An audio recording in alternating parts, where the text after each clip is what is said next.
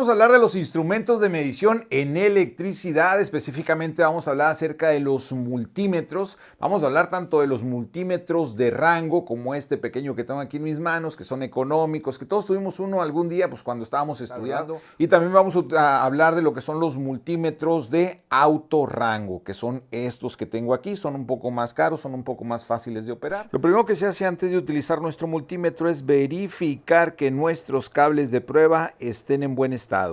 También hay que verificar que las baterías tengan suficiente carga, porque si no tienen suficiente carga pueden dar marcaciones incorrectas. Y la tapa de la batería debe estar perfectamente sellada, ya que al momento de hacer alguna medición por ahí podríamos recibir alguna descarga eléctrica no deseada si no está bien sellada.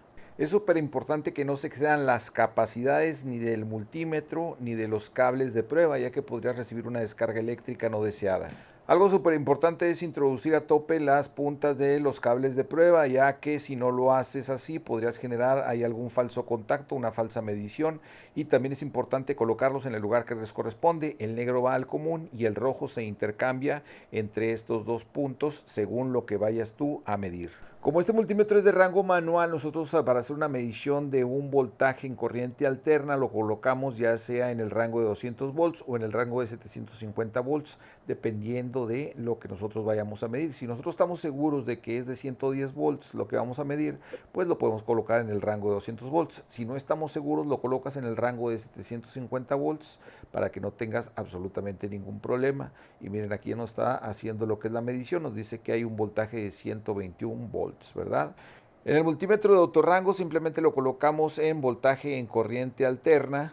Como en este caso vamos a hacer la medición del voltaje de un tomacorriente, retiramos las protecciones CAT3 y CAT4 de las puntas de nuestros cables de medición y nos quedamos solamente con la protección CAT2. Introducimos lo que son las puntas en los receptáculos del tomacorriente y ahí inmediatamente y sin que le movamos nada a nuestro multímetro ya nos está dando la medición automáticamente. Para hacer la medición del voltaje de una batería, desde estas pequeñas hasta las de los automóviles, por ejemplo, vamos a colocar nuestro multímetro en posición de corriente directa DC-V y lo vamos a seleccionar el rango. Como nosotros sabemos que esta batería es de 1.5 volts, pues podemos colocarlo en el rango de 20 volts. De esta forma, y luego ya vamos a posicionar lo que sería el cable de medición negro en el polo negativo y el cable de medición rojo en el polo positivo de la batería y nos va a dar una medición de 1.68 volts. Pero si nosotros movemos o intercambiamos lo que serían los polos, chéquense lo que pasa, nos va a dar una medición igual, 1.68, pero negativa. ¿Por qué? Porque estamos haciendo una medición en corriente directa.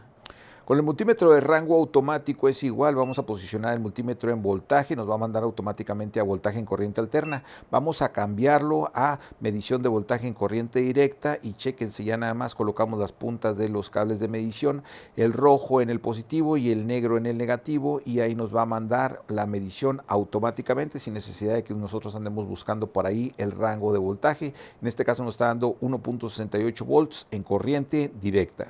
Ahora vamos a checar continuidad. Miren, aquí tenemos la clavija de esta lavadora. Vamos a checar si hay continuidad entre la carcasa de la lavadora y la espiga a tierra física de nuestra clavija, de tal forma de que si se produce una descarga eléctrica no deseada, no vaya a dañarnos a nosotros.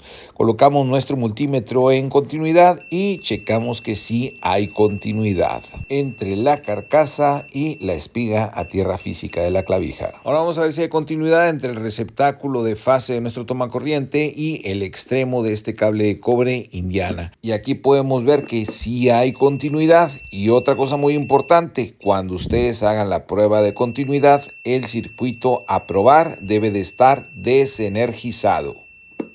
Para medir el amperaje en corriente alterna debes de corroborar que tu multímetro esté habilitado para hacer esta medición, ya que este, por ejemplo, que tengo aquí en mis manos, está habilitado solamente para medir el amperaje, pero en corriente directa. Mucho cuidado con eso. Para eso trajimos este otro multímetro que sí está habilitado para medir el amperaje en corriente alterna. Solamente lo vamos a posicionar en amperaje y como ustedes ven automáticamente nos va a mandar a amperaje pero en corriente directa. Vamos a picar el botón de cel para cambiar de directa a alterna y ya nos va a posicionar en corriente alterna. Ahora, otra cosa muy importante, hay que cambiar la posición del cable de prueba de un punto, de este punto a este otro punto donde está la letra A de amperes.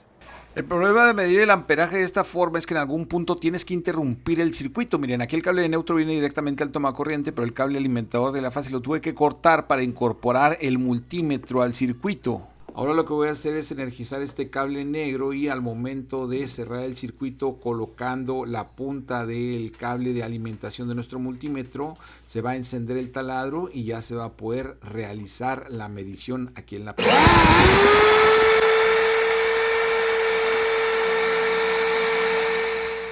Hacer esta misma medición con un multímetro de gancho es muchísimo más sencillo. Solo necesitas colocar el multímetro en la posición de amperes, colocar la pinza abrazando uno de los cables alimentadores del circuito y listo, ya te va a dar la medición. Déjenme energizo el circuito para que vean.